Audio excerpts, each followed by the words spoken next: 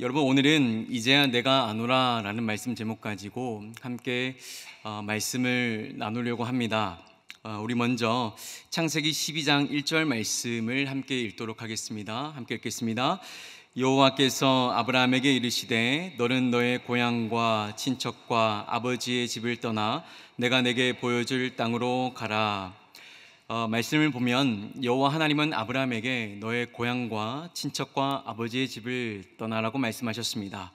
그때 아브라함은 어떻게 하는가? 여호와 하나님의 음성을 듣고 떠났다고 성경은 기록합니다. 그렇다면 아브라함은 자신이 들은 음성이 여호와 하나님의 음성임을 처음부터 알고 그렇게 순종한 것일까? 여러분, 우리는 아브라함을 부를 때 믿음의 조상이라고 부릅니다. 그런데 여러분, 아브라함이 왜 믿음의 조상이라고 불리는 것입니까? 대부분의 많은 사람들이 그가 처음부터 여호와 하나님의 음성을 구별할 줄 알았고 그가 하나님을 전적으로 신뢰하였기 때문에, 그렇게 고향을 떠났기 때문에 믿음의 조상이라고 불릴만하다라고 그렇게 여깁니다. 그러나 여러분, 아브라함이 살았던 원래 고향이었던 그 갈대아 우르 지역의 문화와 또 그의 아버지 데라가 우상을 섬기던 사람이었다는 것을 이렇게 염두에 본다면 이 얘기가 조금 달라집니다. 갈대아 우르 지역의 수메르 문명은 여러 우상 잡신을 섬기는 지역이었습니다. 그러니까 아브라함의 고향 이 갈대아 우르는 여러 이방 잡신들이 가득했던 장소였던 것이죠. 이곳에 거주하고 있던 이들은 늘 신적인 메시지에 목말라 했습니다. 혹 신이 나에게 말씀하지 않을까라는 그런 갈급함이 있었다라는 것이죠. 그로 인해 우상과 관련된 직종들이 즐비했던 곳이 바로 갈대아 우르, 그 수메르 문명 지역이었습니다. 특히나 이들은 일상에서 일어나는 모든 자연재해와 또 해석할 수 없는 현상에 집중했습니다. 그래서 신이 나에게 어떤 현상을 통해서 사인을 보내고 있는 것은 아닌가? 예를 들어 우박이 내리면 혹시 신이 나에게 어떠한 사인을 보내고 있는 것은 아닌가? 어떠한 나에게 하신 말씀이 있으셔서 우박을 내리게 하신 것은 아닌가? 라고 그렇게 민감하게 반응하는 이들이 바로 갈대아 우르 사람들입니다. 그래서 대부분의 학자들은 아브라함이 여호와 하나님을 알지 못하였지만, 그래서 하나님이 말씀하였을 때 하나님을 정확하게 알지 못하였지만, 그러나 신의 음성이 그에게 들렸기 때문에 신의 부르심에 응답해야 한다는 신념으로 그가 움직였다라는 것으로 대부분의 학자들은 동의하고 있습니다. 이것을 정리하면 아브라함은 여호와 하나님이 어떠한 분이신가를 알지 못하였지만 신이 자신에게 찾아와 말하였기 때문에 그 음성에 반응할 수밖에 없었다고 보는 것이 맞습니다.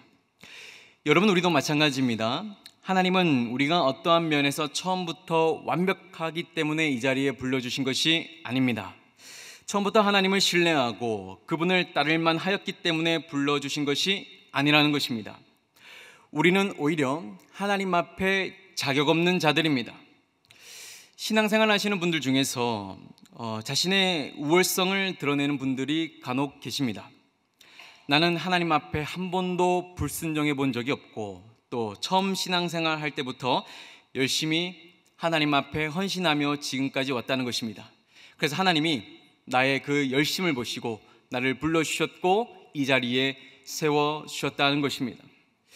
여러분, 하나님은 우리가 처음부터 쓸만해서 불러주신 것이 아닙니다. 하나님께서 저를 포함해서 우리 모두를 부르실 때 자격이 없음에도 그러나 자격이 있다고 여겨주셨기 때문에 오늘 이 자리에 저와 여러분들이 하나님을 예배하고 있는 것입니다. 아브라함도 마찬가지입니다. 아브라함도 하나님의 음성을 들었지만 그 음성이 여호와라는 신, 그 유일하신 그 하나님의 음성임을 알지 못하였지만, 그러나 그렇게 자격 없고 연약한 그 아브라함을 하나님은 어떻게 하시는가? 하나님 자신의 그 구속 사역 안으로 그 아브라함을 이끌어 들이셨다라는 것이죠. 그래서 여러분, 우리가 예배할 때 예수님의 십자가 보혈을 의지하여서 예배로 나아가는 이유 또한 여기에 있습니다.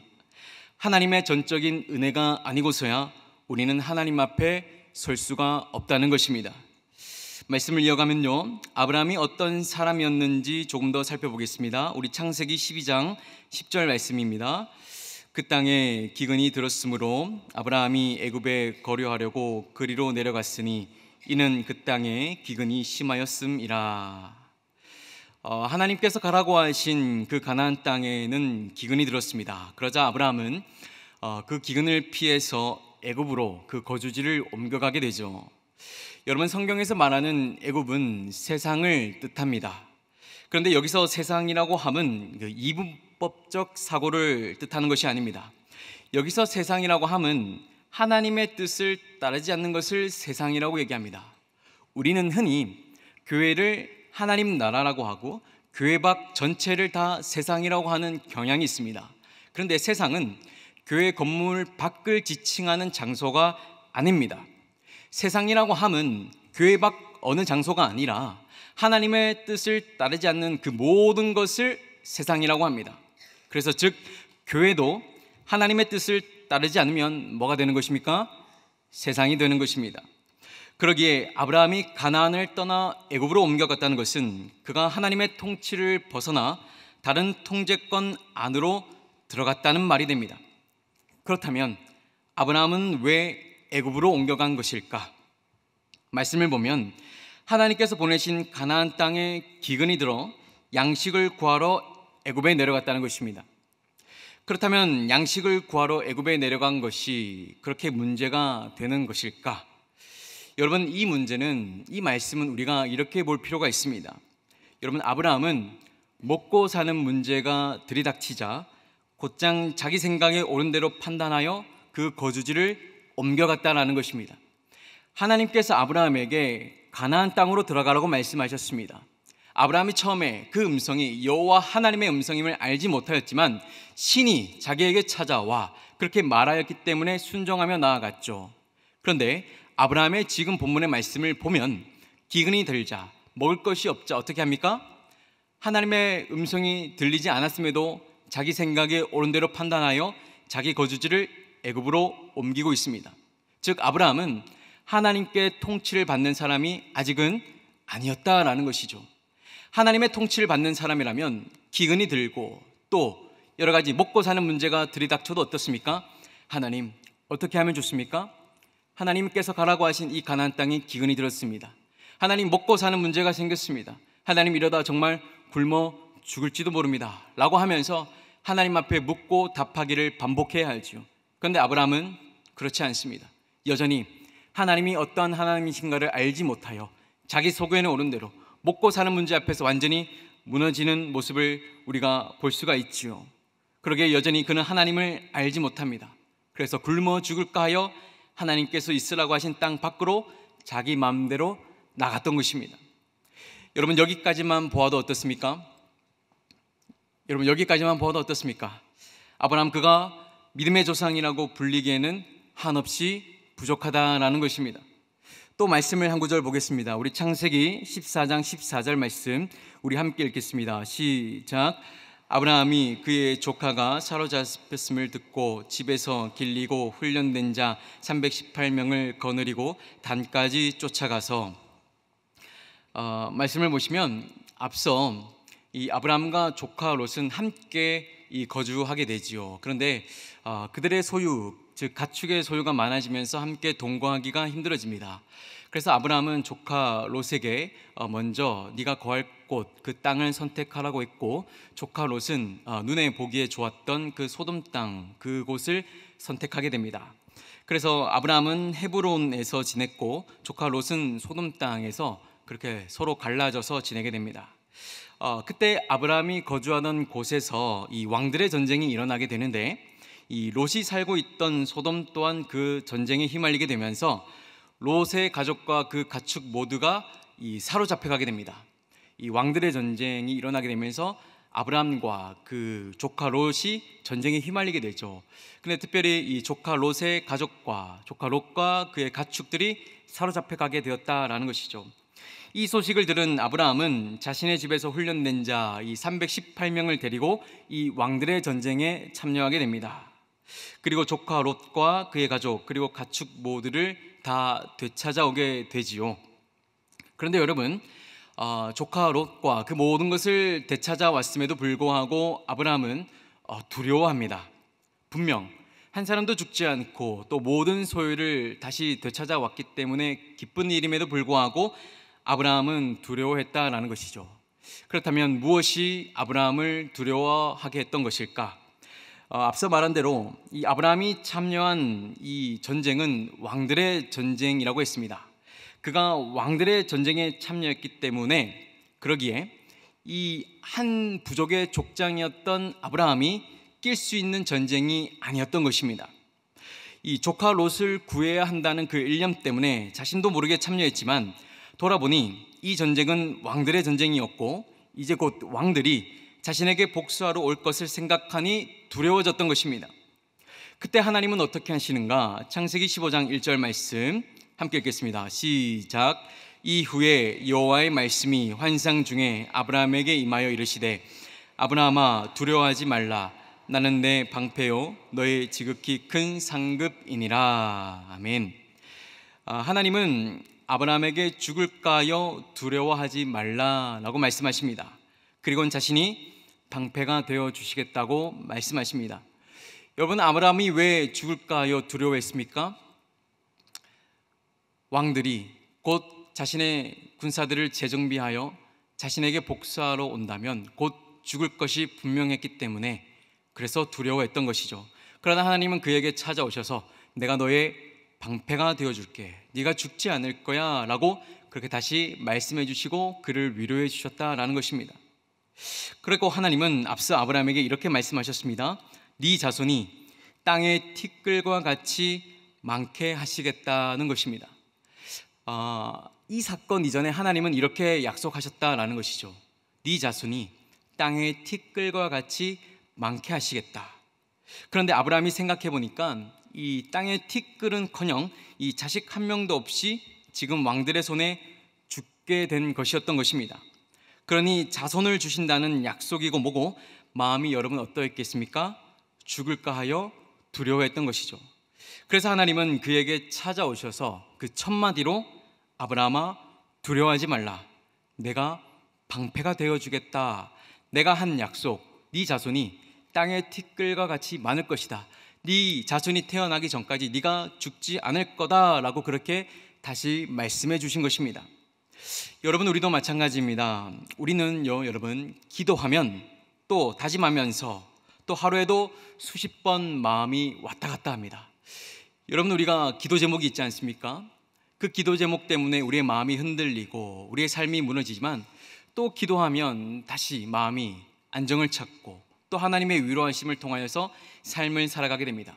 그런데 하루에도 우리의 마음은 수십 번 왔다 갔다 한다라는 것이죠.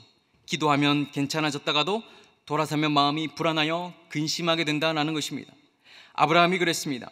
하나님이 내가 자식을 볼 것이라는 말씀을 하셨음에도 얼마 지나지 않으면 불안하여서 믿지 못하여서 마음이 연약해져서 흔들렸다는 것입니다. 그때 하나님은 어떻게 하시는가? 그 연약함을 감싸 주시더라라는 것입니다. 여러분, 우리 하나님은 이러한 하나님이십니다. 그러기에 우리가 이렇게 기도해야 하는 것입니다. 내가 가지고 있는 이 감정을 하나님께 솔직히 말씀드리고 그리고 내게 벌어진 그 상황의 한계를 하나님께 아뢰는 것입니다. 하나님, 저는 한계가 있습니다. 하나님, 제 상황이 이렇습니다. 하나님, 저를 도와주십시오. 하나님, 제 힘으로 할 수가 없습니다. 하나님, 저에게는 한계가 분명합니다. 하나님이 아니고서는 이 일을 감당할 수 없습니다 라고 그렇게 기도해야 하는 것입니다. 그러면 하나님은 우리의 태생적 한계를 인정하시고 그 한계 위에 자신의 은혜를 베푸시는 하나님이십니다. 바라기는 하나님 앞에서 내 용기와 괜찮음을 보여드리는 것이 아니라 내 연약함을 솔직히 아뢰고 내 방패가 하나님밖에 없음을 고백할 수 있는 여러분 되길 주님의 이름으로 축복합니다. 말씀을 이어갑니다. 창세기 16장 1절에서 2절까지의 말씀 우리 함께 읽겠습니다. 시작. 아브라함의 아내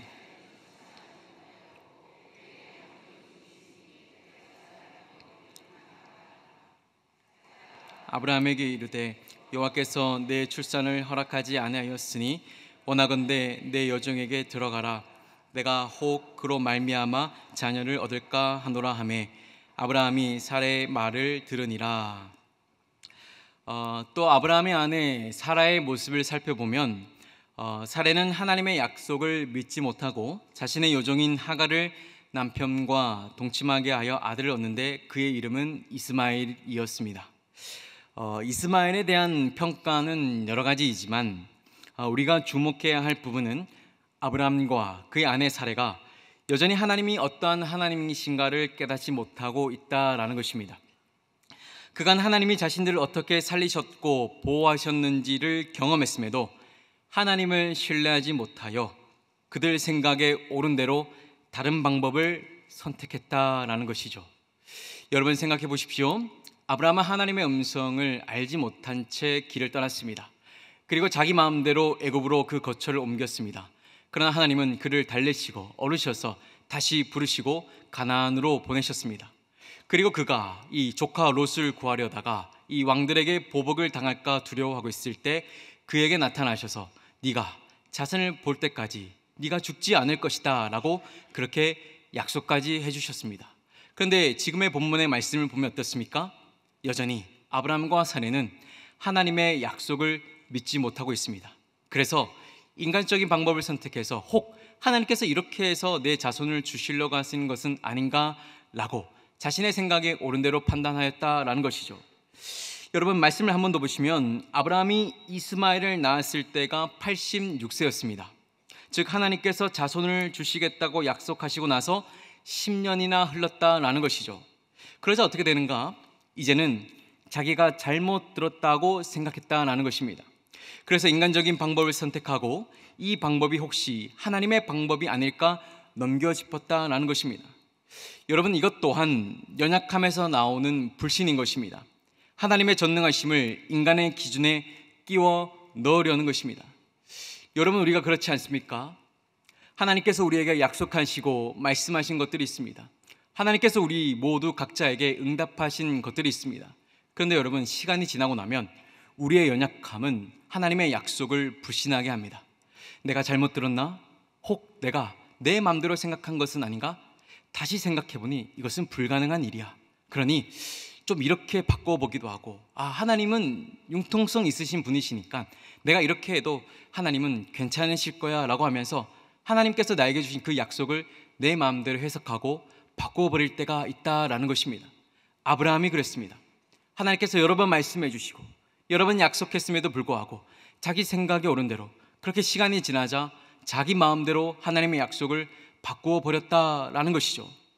그렇다면 하나님은 이런 아브라함을 어떻게 하시는가? 우리 창세기 15장 5절 말씀 함께 읽겠습니다. 이제 후로는 내 이름을 아브라함이라 하지 아니하고 아브라함이라 하리니 이는 내가 너를 여러 민족의 아버지가 되게 하려 함이라. 하나님은 아브라함과 사라의 이름을 아브라함과 사라로 바꾸셨습니다. 여러분 고대의 이름은 그 사람의 정체성이었습니다. 그러므로 이름을 바꾸었다는 것은 그의 정체성을 바꾼 것입니다. 다시 말해 많은 민족의 아버지라는 뜻의 이름을 가진 아브라함으로 이름을 바꾸셔서 그를 그 이름의 뜻대로 되게 하시겠다는 하나님 자신의 확고한 의지를 보여주셨다라는 것이죠. 아브라함이 하나님의 약속을 믿지 못하니까 그래서 이스마엘까지 나와서 인간적인 방법으로 그 문제를 해결하려고 하니까 하나님이 이 아브라함의 이름을 아브라함의 이름으로 바꾸셔서 많은 민족의 아버지가라는 그 뜻의 이름의 뜻대로 이 아브라함을 그렇게 만들어 가시겠다는 확고한 의지를 하나님이 보여주셨다라는 것입니다. 그렇습니다. 우리 하나님은 이러한 하나님이십니다. 하나님은 아무것도 알지 못하는 아브라함을 부르셨습니다. 그가 기근 때문에 애굽으로 도망쳤을 때도 아내를 누이라 속였을 때도 그를 용서하셨습니다. 그리고 약속을 믿지 못하여 죽을까 하였을 때도 그에게 방패가 되어 주시겠다고 말씀하셨고 이스마엘을 낳았을 때도 그를 내치지 아니하셨습니다. 오히려 그러한 그를 계속 붙드시고 이끄셔서 그로 하여금 하나님 자신이 어떠한 하나님이신가를 알게 하시고 그리고 마침내 하나님 앞에 경배하며 엎드리도록 인도하셨다라는 것입니다. 그러기에 아브라함이 이 적합한 믿음의 사람이라서 그를 부르신 것이 아니라 이렇게 부족한 아브라함을 자기 백성 만들어 가시겠다는 하나님의 의지가 그를 믿음의 사람으로 만들어 갔던 것입니다. 할렐루야. 여러분 우리도 마찬가지입니다. 하나님이 우리를 부르실 때 우리가 순종할 만해서 부르신 것이 아닙니다. 여러분 우리가 믿음 생활할 때 우리가 하나님을 배반하지 않고 온전히 하나님을 신뢰할 그러한 존재였기 때문에 하나님이 우리를 부르신 것이 아닙니다. 하나님이 우리를 불러 이 자리에 앉혀 예배하게 하신 것은 자격이 없음에도, 그러나 자격이 있다고 여겨주시고 하나님께서 우리를 예배자로 만들어 가시겠다는 그 하나님의 확고한 의지가 있었기에 오늘 우리가 이 자리에 있는 것입니다. 여러분, 우리의 믿음이 여기에서 벗어나서는 안 됩니다. 우리가 대단해서, 우리의 집안이 대단해서, 우리의 집안이 믿음의 3대, 믿음의 4대, 믿음의 5대라서 우리 어머니의 기도가 있어서 내가 이 자리에 있었던 것이 아니라는 것입니다. 전적으로 하나님이 선택하시고 하나님이 불러서 이 자리에 앉히겠다, 그렇게 작정하셨기 때문에 오늘 이 자리에 우리가 있는 것입니다.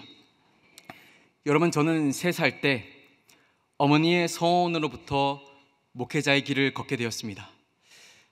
당시 저희 어머니는 신앙생활은 하셨지만 지금도 말씀하시길 저를 놓고 서원하실 때 당시 어머니의 믿음은 아들을 목회자로 보낼 만큼의 믿음은 없었다라고 그렇게 말씀하신 적이 있습니다. 그런데 그날 부흥 집회에 참석하여 기도를 하시는데 아들을 목회자로 서원하라는 그 하나님의 음성을 들으셨고 정말 아무것도 몰랐지만 그 음성이 들렸기에 순종하셨다고 저에게 말씀하신 적이 있습니다. 저는 저의 어머니의 순종이 아브라함의 순종과 닮았다는 생각을 여러 차례 했습니다. 저희 어머니의 신앙이 뛰어나서, 그렇게 뛰어나기 때문에, 그 믿음이 훌륭하기 때문에 아들을 목회자로 보낸 것이 아니라 오히려 잘 알지 못하고 연약하지만 하나님은 그 위에 자신의 기름을 부으시고 어머니로 하여금 확신을 가지게 하셨다라는 것입니다. 저는 그날의 현장의 그날의 어떤 어머니의 모습이 기억나지 않습니다. 그러나 제 목회의 뿌리는 그날의 현장에 두고 있습니다. 자격 없는 나를, 아무것도 모르는 3살짜리 아이를 하나님은 미리 목회자로 쓰시기로 작정하셨구나.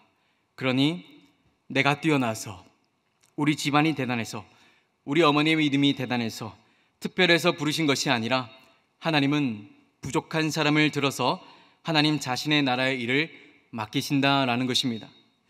여러분, 저는 이제 막 목회를 시작하는 목회자로서 기도 제목이 있습니다. 하나님께서 부족한 저를 부르셨으니 사람 만들어 가달라는 것입니다. 저희 아버지는 늘 말씀하십니다. 겉으로 안수받은 목사가 되기보다 사람이 먼저 되라. 저는 아버지의 이 말씀을 들으면서 생각했습니다. 사람이 먼저 되는 것이 무엇일까? 그러면서 오늘 본문의 말씀이 생각났습니다. 믿음 없는 아브라함을 믿음의 사람으로 만들어 가시는 하나님.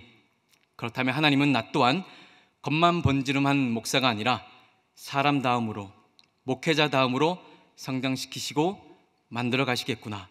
여러분, 이것이 제 기도 제목입니다.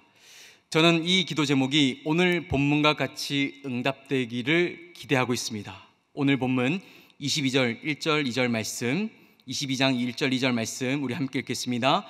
그 일 후에 하나님이 아브라함을 시험하시려고 그를 부르시되 아브라함아 하시니 그가 이르되 내가 여기 있나이다.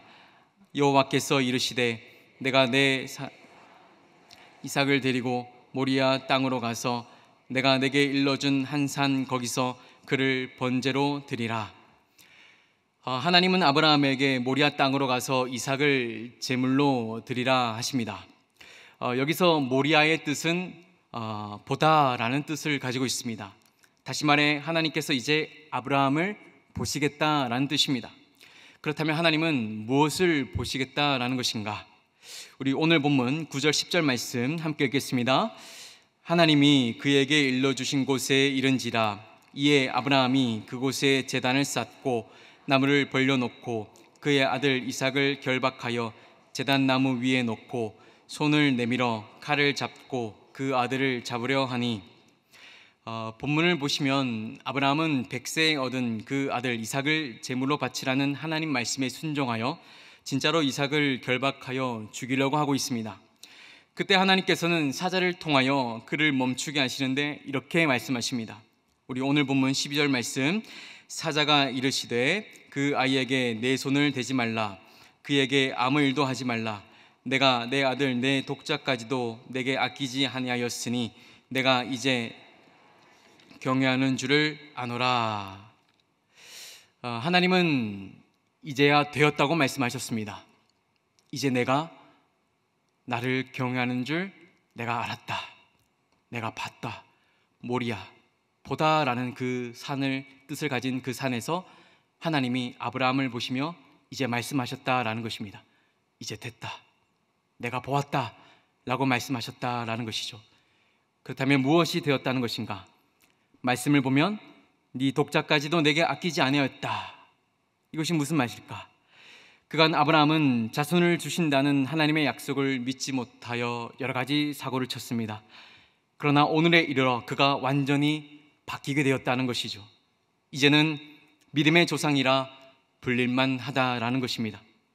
하나님은 지난 30년의 세월 동안 아브라함을 다듬으셨고 사람 만들어 가셨다는 것, 그리고 마침내 그가 자식을 번제로 드리라는 요구에서도 하나님은 피할 길을 내시는 전능하신 분이심을 알아 전적으로 믿게 되었다라는 것입니다. 그러자 하나님은 말씀하십니다. 이제 되었다. 네가 이제야 나를 경외하는구나. 네가 이제야 나를 경외하는구나. 예전에 도망가고 믿지 못하여 두려워 떨었던 그 아브라함, 이제 네가 되었다라고 하나님은 말씀하십니다. 사랑하는 성도 여러분, 우리가 신앙생활을 한다는 것은 처음부터 완벽하지 않습니다. 처음부터 자격이 되어서 신앙생활을 하는 사람은 아무도 없습니다. 우리 인생도 마찬가지입니다. 처음부터 완벽한 조건으로 출발한 사람은 단 한 명도 없습니다. 하나님은 우리 삶이 여러 가지 측면에서 부족함을 알고 계십니다. 때론 삶과 믿음이 흔들리고 넘어지고 쓰라리지만, 그러나 하나님은 그 과정을 통해서 마침내 우리 모두를 아브라함과 같이 만들어 가신다는 것입니다. 그러니 여러분, 삶이 흔들리고 지금 내 믿음이 흔들리더라도 걱정하지 마십시오. 하나님은 여전히 우리를 붙잡고 계시고 완벽한 믿음의 사람으로 만들어가고 계십니다. 하나님은 흔들리는 믿음과 넘어지는 삶의 과정을 통해서 우리를 성장시키는 분이십니다. 여러분, 이러한 경험이 쌓이고 쌓이면 하나님에 대한 신뢰가 쌓입니다. 이 신뢰가 쌓인 사람은 하나님이 어떠한 분이신가를 알기에 하나님 말씀에 전적으로 순종하는 사람이 됩니다. 바라기는 저와 여러분 모두가 언젠가 하나님 앞에 섰을 때 이제 네가 나를 경외하는 줄 내가 안다 라고 말씀 듣는 저와 여러분 모두가 되시길 주님의 이름으로 축복합니다. 이 시간 함께 기도하겠습니다. 사랑의 아버지 하나님, 오늘도 귀한 말씀 허락해 주셔서 감사드립니다. 부족하고 연약한 아브라함을 믿음의 사람으로 만들어 가셨던 것처럼 저와 우리 성도님들 또한 믿음의 사람으로 연단하여 주시옵소서. 그래서 나 자신을 드러내고 내 이름을 높이는 것이 아니라 자격 없는 자에게 자격을 부여하시고 믿음의 사람으로 만들어 가신 그 하나님의 능력을 높이고 자랑하는 우리 모두가 되게 하여 주시옵소서. 감사드리며 살아계신 예수 그리스도의 이름으로 기도드립니다. 아멘.